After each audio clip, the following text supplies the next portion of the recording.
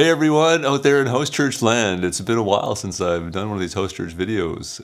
It's an up week and we are focusing on the text where Jesus is having a conversation with the authorities in the temple just after he flipped the tables, and they ask him, by whose authority do you do these things? Now, from our perspective, having worked through Mark, do you not feel like, what a dumb question?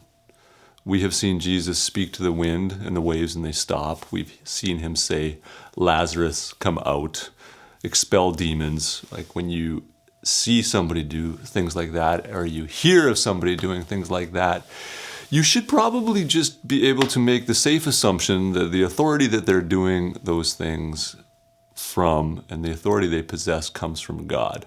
But for whatever reason, their lens won't let them see it. So my question is, what is it that can block us seeing real authority? That we could see God move powerfully through somebody or in a situation, and some people see it and recognize what's going on and others don't. What is it in your life that makes you miss authority when it's present? And then my light bulb moment, it's actually not really related to that. My light bulb moment comes when I realize that authority is not ever theoretical when it comes to Jesus, that it's not this bureaucratic position that he's been given, but his authority is legit and it changes reality. His authority is his power. He's able to do things. So we have authority figures in our lives that we can say no to. That's not Jesus. When Jesus expresses his authority, it's not like we have a choice to take it or leave it. The only choice is, will I align with this or will I break myself on this? His authority describes reality, is my light bulb moment. So where there's pain in your life, maybe you're just not aligned with his authority. And then my conviction is that he doesn't just talk about his own authority. Jesus passes his authority on to us.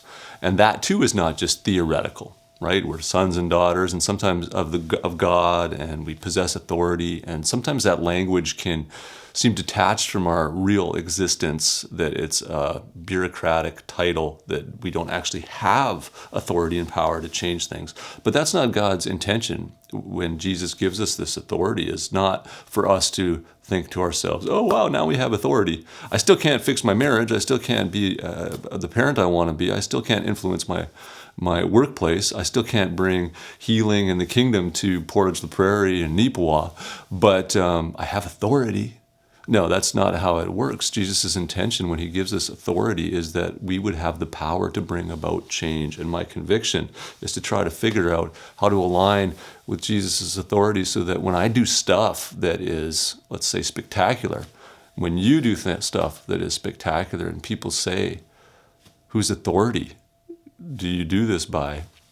Well, actually, hopefully they don't have to ask, because it's just so clear that what we're doing, the power of it, the beauty of it, could only come from one source.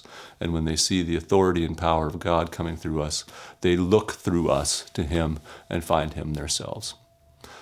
Have a great house church. Don't forget to pray for, but also commit to inviting people to pack. We have such a good thing going on here as a community. They'll love it and they'll want to be a part of us going forward. So have the courage to invite.